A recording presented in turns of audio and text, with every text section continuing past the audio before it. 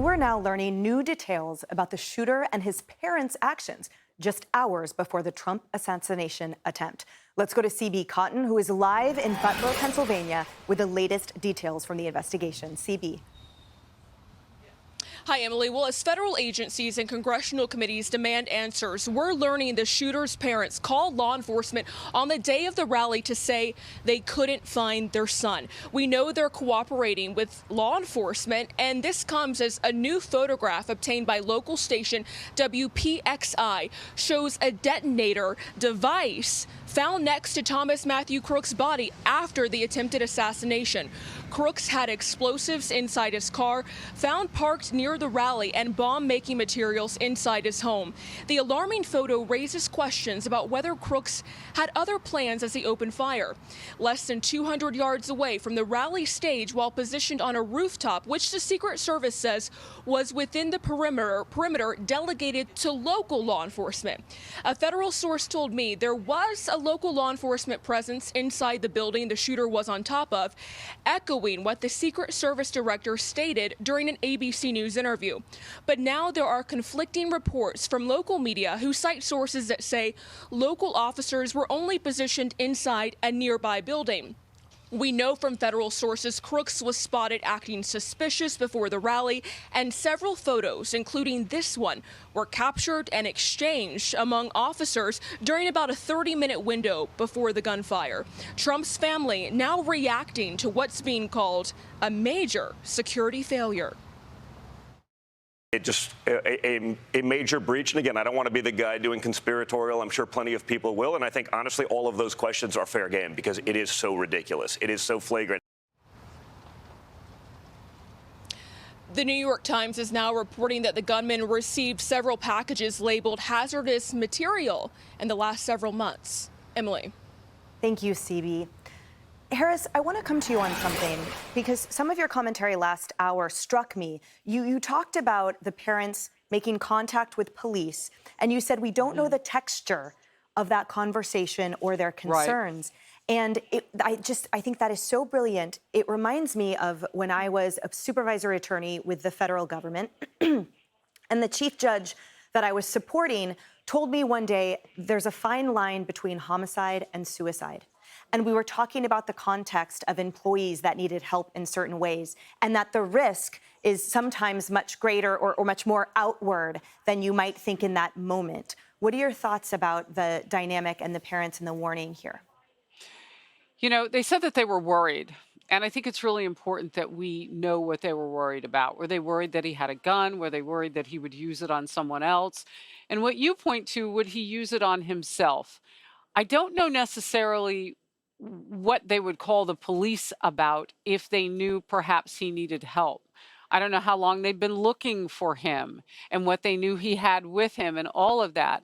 But if you knew your kid took 100 rounds of ammunition and all the other things that the authorities have told us he had with him, he probably wasn't going to just kill himself. But we don't know because the texture of what they called police about is not known. And until we know that, I don't think that we can jump to any conclusions about, well, did they give them a heads up that he was going to go plot to kill a former president? But what we can say is this: something was wrong with Thomas Crooks. And Thomas Crooks was missing. And his parents thought the something wrong and the missing part spelled trouble enough that the cops had to get involved.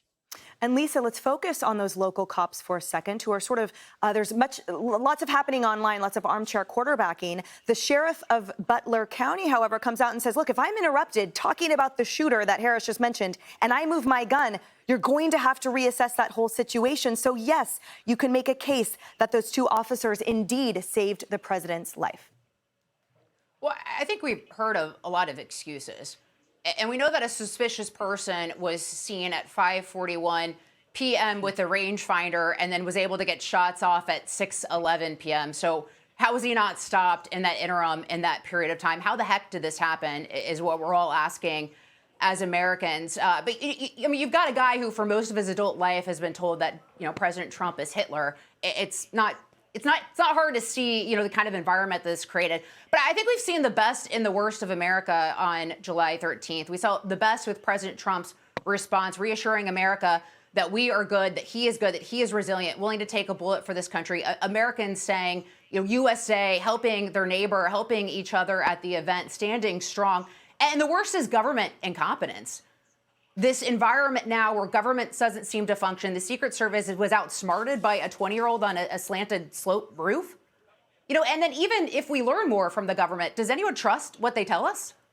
So, Kayleigh, speaking of excuses in the government, we have the director of the Secret Service who has pushed blame elsewhere, while many argue, look, the criticism should go to herself as she's deployed this 30 for 30 initiative that has maybe risked the caliber of the elite Secret Service. Yes, let me draw a clear distinction. There were heroes in Secret Service that day. Those 7 agents who jumped on the president, heroes. They did their job. The counter sniper did his job. The leader of Secret Service, however, Kimberly Cheadle, why weren't you at the briefing in the 24 hours after the shooting? We heard from local law enforcement. We didn't hear from you. This is the first assassination attempt on a sitting president in 43 years.